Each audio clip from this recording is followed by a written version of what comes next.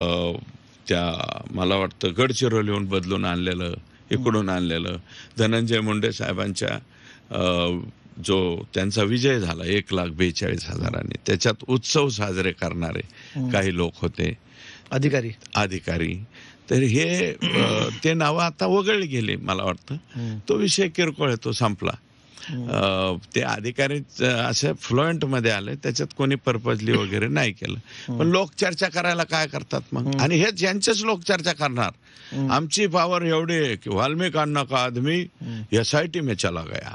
आता तो SIT मध्ये राहणार नाही. कोण आणत होतं अधिकाऱ्यांना? कोण या अधिकाऱ्यांना अपॉइंटमेंट कशी मिळत होती? अपॉइंटमेंट फक्त धनंजय मुंडे. मी अगोदरही सांगितलं की धनंजय मुंडे साहेबांनी ऍग्रीमेंट बेस, म्हणजे आपण ते जमिनीची काय म्हणतो, लीज ऍग्रीमेंट करून देतो, तसे लीज ऍग्रीमेंट करून वाल्मिक कराड यांच्याकडे दिलं त्यांनी. पॉवर ऑफ अटर्नी दिली, मंत्रिपदाची दिली अँड पालकमंत्रीपदाची दिली. मग जिल्ह्यामध्ये कोणता अधिकारी आणायचा, काय वाल्मिक अण्णाचा से फार महत्वाचा असतो. पण एवढे बीडमध्ये, म्हणजे बीड हे राजकारण्यांचा जिल्हा आहे, अनेक तगडे राजकारण घेतलं त्यांनी, सगळ्यांनी इतक्या सगळ्या राजकारण्यांचं असताना खपवून घेतलं. का खपवून घेतलं? अधिकारवाले लोक यांचे. वाल्मिक कराड हा काय बीडचा डॉन आहे की त्याला राजकारणी सुद्धा घाबरतात?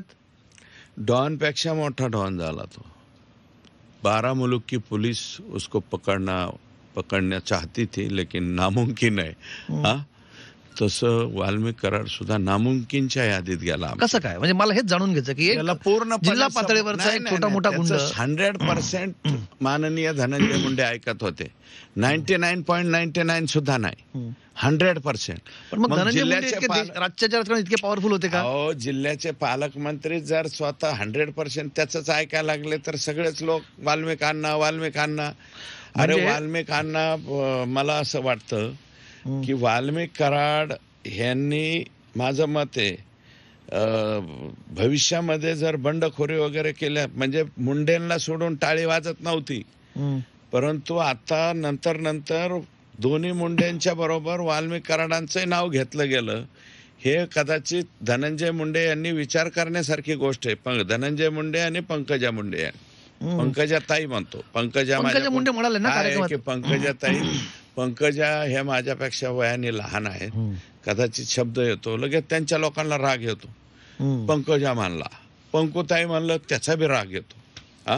मग आता पंकजाताई आणि धनंजय मुंडे साहेब या दोघांनी विचार करण्यासारखी परिस्थिती आहे की ग्राउंड लेवलला सगळीकडं वाल्मिक कराडांची समर्थकांची संख्या वाढलेली आहे, प्रचंड वाढली. फार तुम्ही म्हणतो म्हणजे असं आहे का की वाल्मिक कराड, पंकजा मुंडे आणि बीड जिल्ह्यामध्ये दोनच मुंड्यांना टाळी वाजत होती, किंवा गोपीनाथजी होते त्यावेळेस पासून वंजारी समाजामध्ये.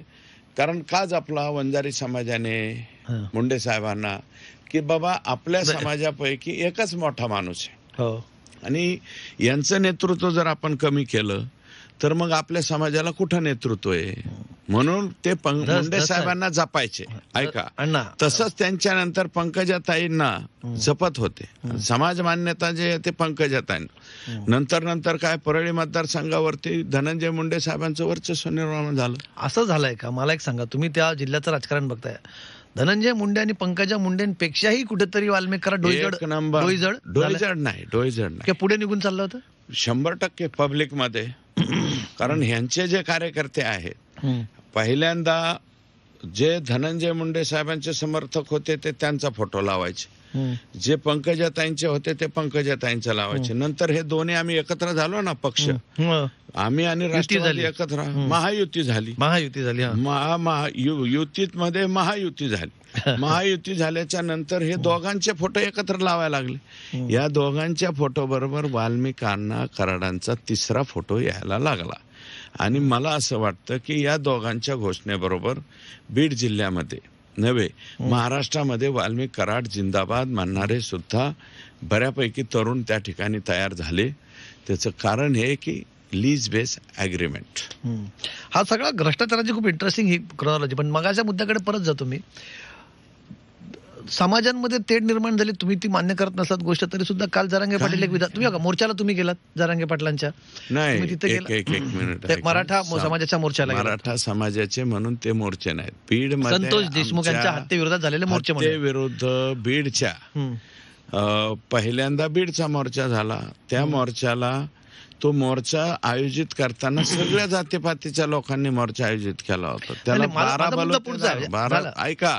आणि जरांगे पाटील साहेबांच्या बद्दल जे तुम्ही बोलताय ना, ते काल जे म्हणाले स्टेटमेंट चिथावणीखोर तुम्हाला वाटत नाही ठीक आहे का? ना, जरांगे पाटील म्हणतात नाही, की तुम्हाला चिथावणी घरात घुसून घुसून मारू. जरांगे पाटलांचं हे चिथावणीखोर वाटतं. तुम्ही किती खालच्या पातळीवर तुमची सोशल मीडिया पॉवरफुल आहे. सोशल मीडिया सोडा, जरांगे लोकमान्य नेते आहेत ना, सोशल मीडियावरची लोक टाळकीची चार टाळकी आहेत जरांगे ना. पाटील हे मराठा जरांगे पाटील हे लोकमान्य समाजाच्या नेतृत्व आहे ना दैवत समाजाचं. झालेले आहेत सध्या. बिलकुल. हा, बघा सोशल मीडियावरची चार ट्रोल करणारी पोरं आणि जरांगे पाटील काहीतरी फरक आहे ना.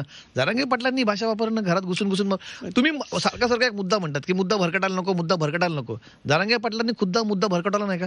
हे बघा, मला त्या विषयावरती जास्त बोलायला लावू नका. ह्या विषयावरती तुम्ही जरांगे पाटील साहेबांनाच बोलू शकता. नाही, पण तुम्ही परंतु मुद्दा काय, तुम्ही बघा, ऐका, तुम्ही मुद्दा लावून जरांगे पाटलांच्या वरती तुम्ही बोलला, तुम्ही काय कमी बोलला जरांगे पाटलांवर मागे?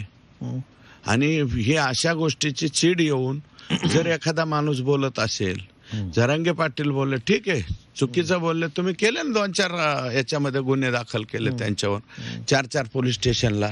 समर्थन करता का तुम्ही अशा बोलण्याचं? मी अजिबात समर्थन नाही करत, पण तुम्ही तुमचे लोक जे आहेत कसे वागतात, काय वागतात याचंही थोडंसं भान ठेवलं पाहिजे ना. तुमचे समर्थक लोक जरांगे पाटलांना साड्या नेसवायच्या, जरांगे पाटलांना अमकं करायचं, हे चालतं का? असं थोडीच आहे. मग त्यांनी दोन्हीकडनंही संयम सुटतोय. मी काही संयम बियम सोडलेला नाही. ते तर काल माझ्यावरती गुन्हा दाखल करा मागणी करत होत. मी असंसदीय शब्द कोणताच वापरला नाही. ना धनंजय मुंडेंच्या विरोधात वापरला, ना पंकजाताईंच्या विरोधात वापरला, ना वाल्मिकांना कराडांच्या बाबतीत वापरला. तरी माझ्यावर गुन्हा दाखल करा. ह्या आपल्या ताई आहेत अंजली ताई, त्यांच्यावर गुन्हा दाखल करा. अजून कोण